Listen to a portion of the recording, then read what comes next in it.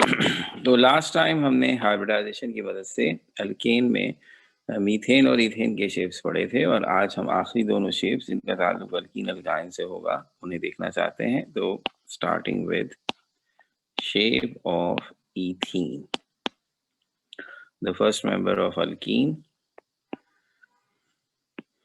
तो अब से पहले के दोनों केसेस में कार्बन जो कि हमारा सेंट्रल एटम था उसने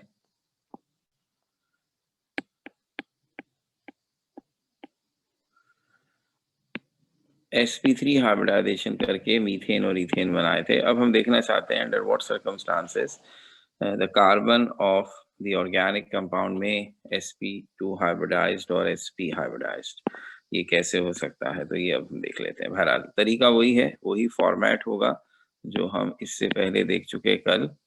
तो सबसे पहले लिखेंगे मॉलिक्यूलर फॉर्मूला,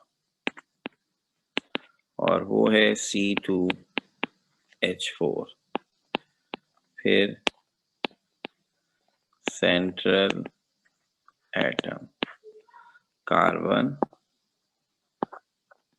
और फिर लिखा shape of ethene can be explained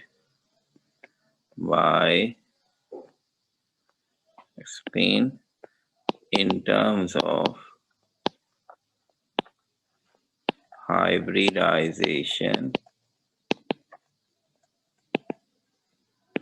in carbon.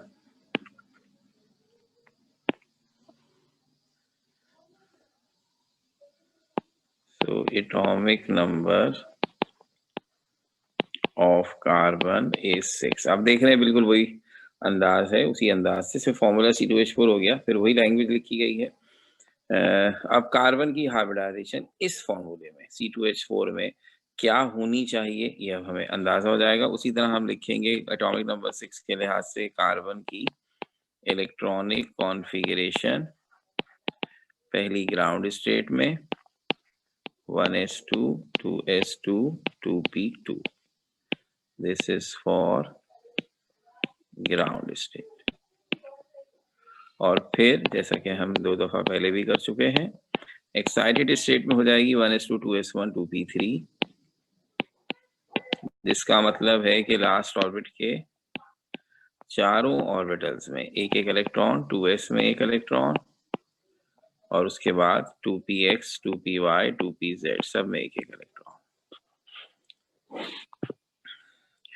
अब ये साबित करना है कि अब की दफा इन चारों ऑर्बिटल्स ने सिग्मा बॉन्ड नहीं बनाना, इसलिए sp3 हाइब्रिडाइजेशन नहीं होगी। कैसे साबित होगा? फॉर्मूला देखिए, उसमें 2 कार्बन के साथ 4 हाइड्रोजन है, जिसका मतलब है एक कार्बन के साथ 2 हाइड्रोजन। अब कार्बन की वैलेंसी टोटल है 4, उसे 4 बॉन्ड बनाने हैं। दोनों कार्बन ने 2-2 बॉन्ड का हाइड्रोजन से बना लिए। अब बच गए उसकी 2 वैलेंसीज। एटम और है ही नहीं, हाइड्रोजन तो बस इतने ही थे, पूरे हो गए। इसका मतलब है वो दोनों वैलेंसीज ये कार्बन आपस में शेयर करेंगे और आपस में डबल बॉन्ड बनाएंगे। हमें पता है ऐसे ही होता है। और अब अगर आप वही लॉजिक अपनाएं जो मैंने पिछली दफा भी बताई है कि जरा गिनिए, ये जो कार्बन हमारे लेफ्ट पर है, इस कार्बन के साथ कितने एटम्स डायरेक्टली जुड़े हुए हैं। इस कार्बन के साथ 2 हाइड्रोजन जुड़े हुए हैं और एक बराबर वाला कार्बन जुड़ा हुआ है। टोटल 3 एटम्स हैं। ऑर्बिट्स 4 हैं, एटम्स 3 हैं। ऑर्बिटल्स 4 हैं, एटम्स 3 हैं। इसका मतलब है ये 4 ऑर्बिटल इन 3 एटम्स के साथ 3 सिग्मा बॉन्ड बनाते हैं, और चौथा ऑर्बिटल लाजमी तौर पर पाई बॉन्ड बनाएगा, जैसा डायग्राम में भी नजर आ रहा है। तो हम इसे शो इस तरह करेंगे कि इसके साथ एक हाइड्रोजन, इसके साथ भी एक हाइड्रोजन, और बाकी के दोनों ऑर्बिटल्स पड़ोसी कार्बन के साथ एंगेज हुए, जिसमें से एक ने सिग्मा बनाया और एक ने पाई। अब चूंकि एक पी ऑर्बिटल पाई बना रहा है और पाई वाला हाइब्रिडाइज नहीं होता, इसलिए हमारी लैंग्वेज होगी कि since 1 p orbital of each carbon in ethene is involved in pi bonding, it will remain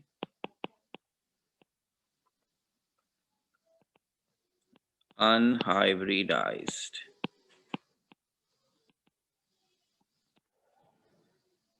अब अगर वो एक p ऑर्बिटल अनहाइब्रिडाइज्ड है तो नेचर ऑफ हाइब्रिडाइजेशन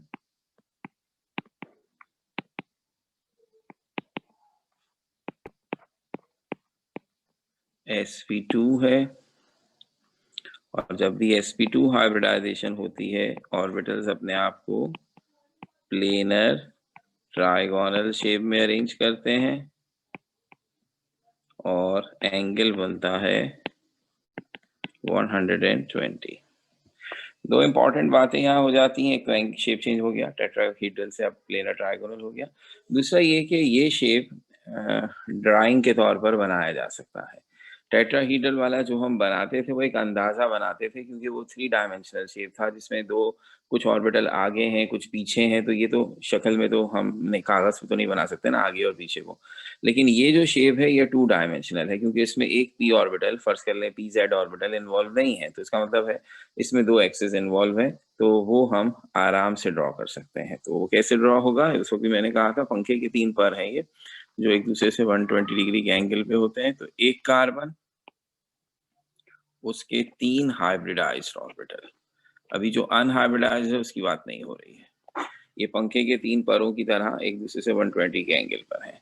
पड़ोसी वाला कार्बन भी ऐसा ही है, बस इस तरह वो 3 ऑर्बिटल बनाई कि एक आपस में जुड़ा हुआ हो, क्योंकि दोनों कार्बन्स को आपस में ज्वाइन भी तो करना है ना। तो ये उसके पंखे के 3 पर हो गए विद एंगल्स 120 डिग्री ईच। तो कम से कम एक जगह पर ही एंगल शो भी कर देते हैं, लेबल भी कर देते हैं। अब हर कार्बन 2 हाइड्रोजन्स के साथ जुड़ा हुआ है, तो ये इस कार्बन के दोनों हाइड्रोजन और ये इस कार्बन के दोनों हाइड्रोजन। तो अब लेबलिंग कर देते हैं, जैसे पहले अल्केन्स में भी की है कि जहां दोनों कार्बन आपस में मिले हुए हैं, दोनों के sp2 ऑर्बिटल्स हैं, तो ये ओवरलैपिंग है, sp2 ओवरलैपिंग। जहां वो हाइड्रोजन से मिले हुए हैं वो ओवरलैपिंग है, sp2s ओवरलैपिंग। आप उसे sp2 भी लिख सकते हैं, 12 मैंने कहा। इसमें पहले s लिखें या पहले sp2 लिखें, इससे कोई फर्क नहीं पड़ता। अब असल बात पर आ जाते हैं। अगर मैं इसे लिख भी लूं, चलें एक दफा ये जरा सिग्मा बॉन्ड की कहानी पूरी कर दी जाए कि in ethene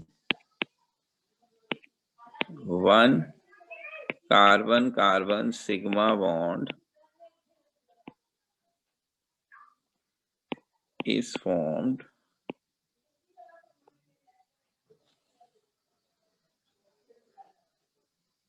due to sp2 overlapping. 2 CH sigma bonds are formed by each carbon due to sp2s overlapping। ठीक है ना, डायग्राम भी पूरी एक्सप्लेन हो गई कि हर कार्बन ने आपस में एक सिग्मा बॉन्ड बनाया है sp2 ओवरलैपिंग से, और बाकी के 2 बनाए हैं sp2s ओवरलैपिंग से हाइड्रोजन के साथ। ये तो 3 बॉन्ड हो गए टोटल।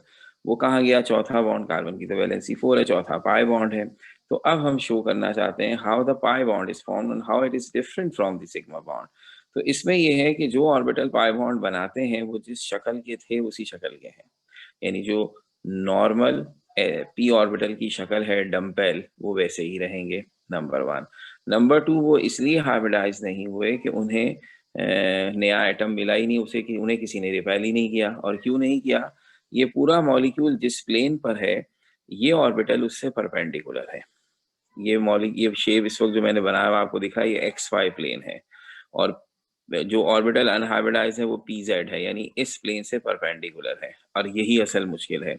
ये शेप तो आसानी से बन गया, लेकिन वो जो अनहाइब्रिडाइज ऑर्बिटल है वो इस शेप से परपेंडिकुलर का मतलब ये है कि उसकी आधी लूप इस डायग्राम से ऊपर है और आधी इस डायग्राम के पीछे है। अब मैं ऊपर और पीछे तो नहीं दिखा सकता। अगर आप इस वक़्त स्क्रीन देख रहे हैं, तो इसका मतलब है वो p ऑर्बिटल का आधा हिस्सा हमारी आँखों की तरफ आ रहा है और आधा हिस्सा बैक साइड पे जा रहा है। ऑब्वियसली हम हवा में तो डायग्राम्स नहीं बना सकते, तो हम इधर क्या करेंगे, ये दिखाने के लिए कि अब वो p ऑर्बिटल जो अनहाइब्रिडाइज्ड है, वो कहाँ है, हम बनाएँगे तो इसी पर ही, लेकिन उसे अलग मार्कर से या अलग शेड से बना देंगे ताकि अंदाज़ा हो कि ये हिस्सा थोड़ा डिफरेंट है। तो अब वो जो अनहाइब्रिडाइज्ड p ऑर्बिटल दोनों का है से pz, उसको हम ऐसे बना देते हैं।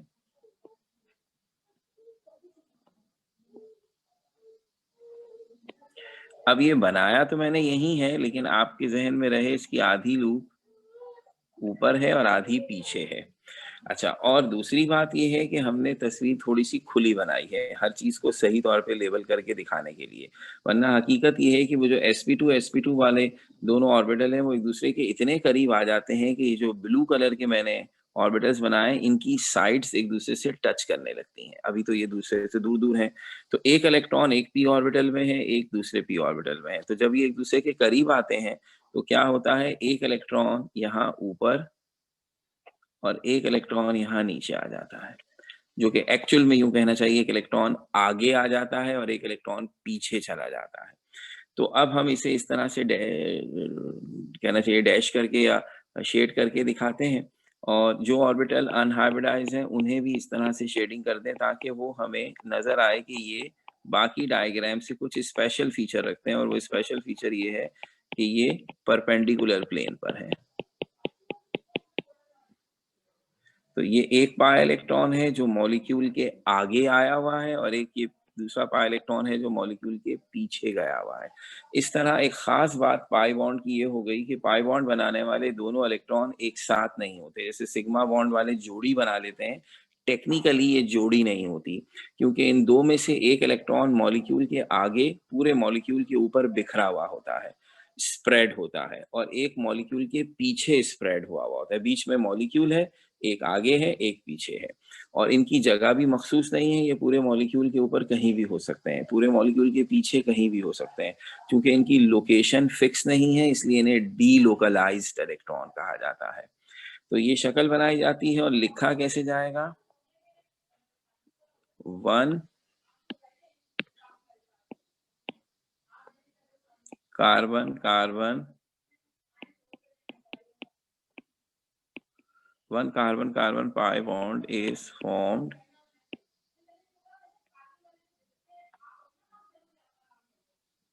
1 carbon carbon pi bond is formed by sideways। अब देखिए ना, जो सिग्मा बॉन्ड बनाने वाले हैं वो हेड टू हेड उनकी लूप्स आपस में ओवरलैप करती हैं, इनकी साइड्स ओवरलैप करती हैं, जो कि हमने दिखाई भी नहीं, हमने ज़रा दूर-दूर दिखाया है। तो 1 C Singh pi bond is formed by sideways overlapping of unhybridized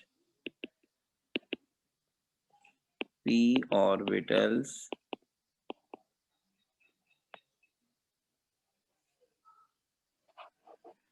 of each carbon which are mutually parallel, एक दूसरे से पैरेलल हैं, but perpendicular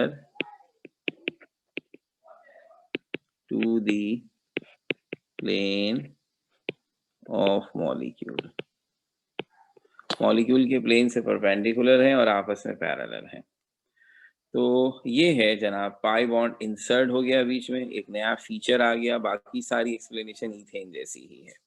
और अब इथाइन इस लिहाज से जस्ट अ फॉर्मेलिटी हो गया कि अब यही सब कुछ इथाइन में रिपीट होगा, बस फ़र्क ये है कि वहाँ एक की जगह 2 पाई बॉन्ड बनेंगे। तो डायग्राम में अब हमें 2 पाई बॉन्ड कैसे शो करने हैं, बस ये देखना होगा। बाकी एक्सप्लेनेशन में सिर्फ नंबर चेंज होगा, यहाँ 1 पाई बॉन्ड है, वहाँ 2 पाई बॉन्ड होंगे। तो ये हमारी आखिरी एग्जाम्पल हो जाएगी, और जैसा हमने बार-बार कहा है, इन 4 में से एक, और ख़ास तौर पे इथीन, इथाइन में से एक ज़रूर आता है। तो अब ये आखिरी वाली भी बात कर लेते हैं, shape of ethyne.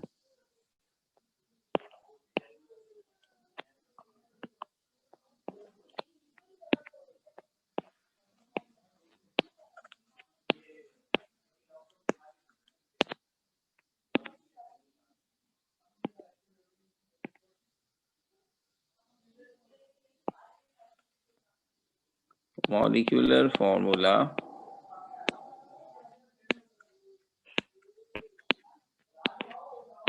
C2H2, central atom carbon. वही सेंटेंस लिखें, shape of ethyne can be explained in terms of hybridization in carbon.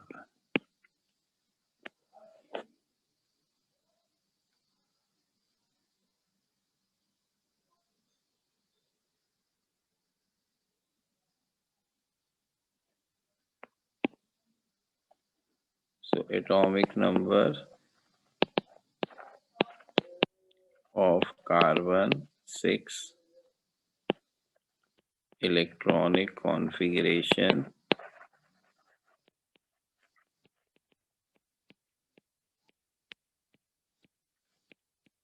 1:2:2p2, which is ground state.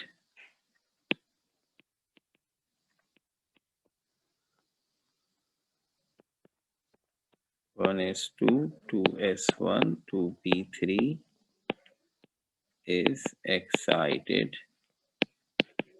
state। 2s में एक इलेक्ट्रॉन है और 2p में, px में एक, py में एक, pz में एक दफा कर चुके हैं। अब साबित ये करना है कि under these circumstances with formula C2H2 यहाँ sp हाइब्रिडाइजेशन होगी और 2 पाई बॉन्ड बनेंगे। तो बड़ा आसान है, जब आपने फॉर्मूला देखा C2H2 तो इसका मतलब 2 कार्बन के साथ 2 हाइड्रोजन है, इसका मतलब एक कार्बन के साथ एक हाइड्रोजन है। तो अगर एक कार्बन एक हाइड्रोजन से जुड़ा हुआ है तो उसकी बाकी तीनों वैलेंसियां जाहिर सी बात है आपस में जुड़ी हुई होंगी। So there exists a triple bond, and triple bond means 1 sigma and 2 pi। और वैसे भी देखें अगर आप तो ये कार्बन एक हाइड्रोजन से जुड़ा हुआ है और एक बराबर वाले कार्बन से, इसका मतलब इसके साथ डायरेक्टली सिर्फ 2 एटम जुड़े हुए हैं, तो इसका मतलब ये 2 सिग्मा बॉन्ड बना रहा है और बाकी दोनों पाई बॉन्ड है। यहाँ पे कैसे शो करेंगे कि एक हाइड्रोजन है और बाकी तीनों बॉन्ड्स बराबर वाले कार्बन के पास हैं, जिसमें से एक सिग्मा है और बाकी दोनों पाई हैं।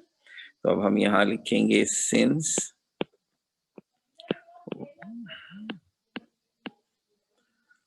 To p orbitals of each carbon of ethyne are involved in pi bonding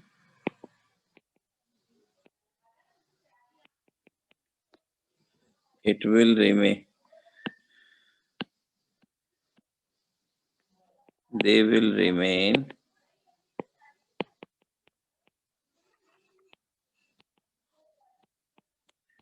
unhybridized। So 2p orbitals of each carbon of ethyne are involved in pi bonding, they will remain unhybridized। Therefore nature of hybridization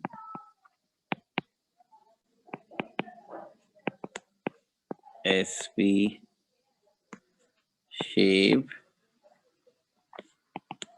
linear और angle 180। ये सब बातें हो चुकी कि जब भी hybridisation sp होगी, शेप लीनियर होगा, एंगल 180 होगा। ड्रॉ कैसे करेंगे? एक कार्बन, ये दूसरा कार्बन, इनके साथ एक एक हाइड्रोजन, आपस में जुड़े तो sp sp ओवरलैपिंग, हाइड्रोजन से मिले तो sp s ओवरलैपिंग या s sp। इसीलिए इसको लीनियर स्ट्रेट लाइन शेप कहा है। अब इसमें वो दो p ऑर्बिटल अभी शो नहीं किए जो पाई बॉन्ड बना रहे हैं, अभी सिर्फ हमने वो एक px और s वाले ऑर्बिटल की हाइब्रिडाइजेशन शो की है, तो ये एक लाइन में आ रहे हैं। और इसके बारे में यहाँ अगर लिखेंगे तो ऐसे लिखेंगे कि 1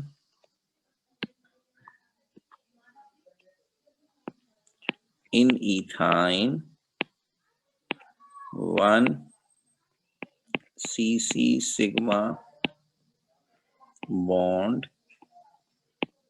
is formed due to sp overlapping 1 ch sigma bond is formed by each carbon due to sps overlapping। अब पाई बॉन्ड का हिसाब किताब ये तो उन्हें डिफरेंट कलर से और शेड करके दिखाएं ताकि पता चले। पी वाई तो हम बड़े मजे से बना सकते हैं, इसका पी वाई ऑर्बिटल है, ये दूसरे कार्बन का पी वाई दिखाया हमने, जरा दूर दूर है। हकीकत ये कि इतने करीब है कि इनकी साइड्स थोड़ी सी टच कर रही हैं। और जो पी जेड है उसका एक लूप पीछे है एक आगे है, जिसे मैं अब इस तरह से टेढ़ा करके दिखा रहा हूँ ताकि ये तासुर हो कि एक पीछे है एक आगे है। ये पी जेड ऑर्बिटल है, इनके शेड्स भी बना देते हैं।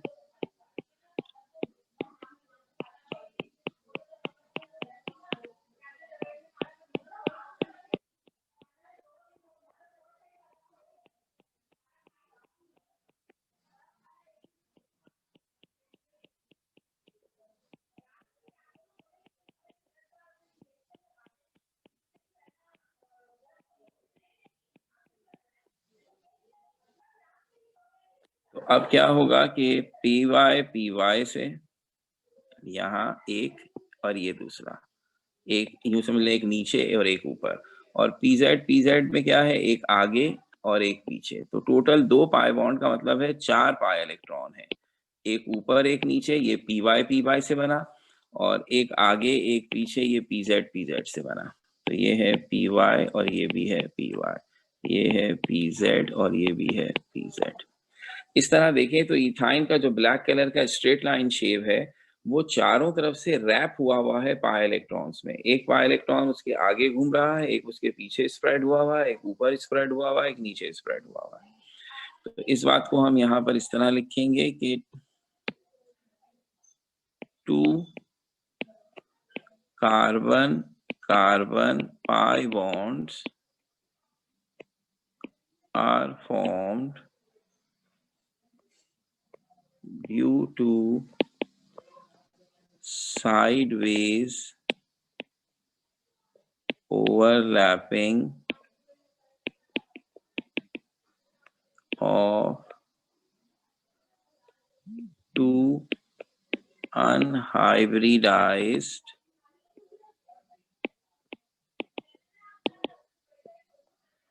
p orbitals from each carbon which are mutually parallel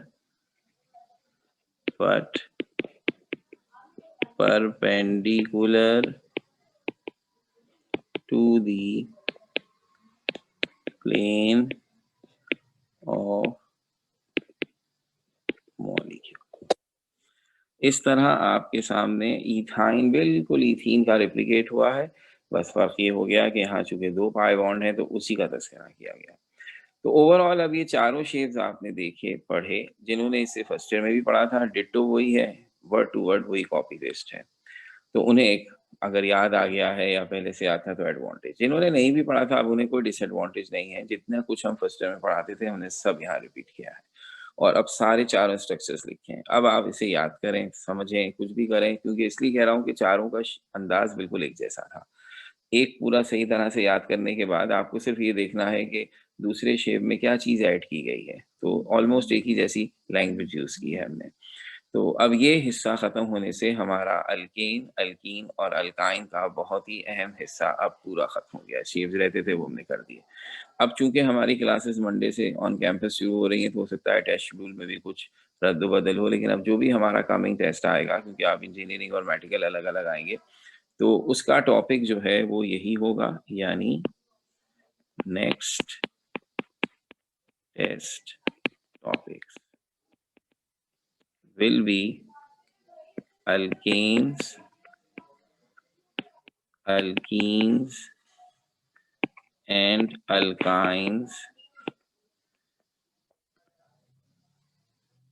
preparation, तो कह लीजिए कि कंप्लीट। अब मैं इसकी वजाहत कर दूं, हमने लास्ट टेस्ट में अल्कीन्स पूरा लिया था और अल्कीन्स में मेथड्स ऑफ प्रिपरेशन और शुरू के 2-3 रिएक्शंस 4 रिएक्शंस हमने किए थे। तो अब ऑब्वियसली अल्कीन्स के उन रिएक्शंस के बाद जो कुछ हमने पढ़ा है और अल्काइंस पूरा और ये शेप, ये है मेन टॉपिक।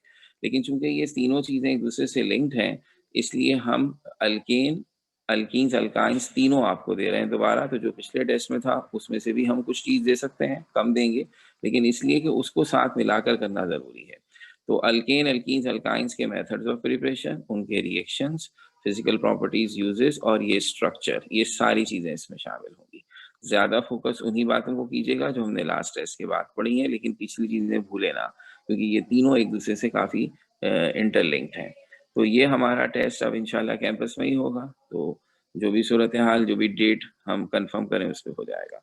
तो ये हम आपसे स्लाइड्स भी शेयर कर लेते हैं और इंशाल्लाह अब आपसे मुलाकात होती है कैंपस पर। Thank you.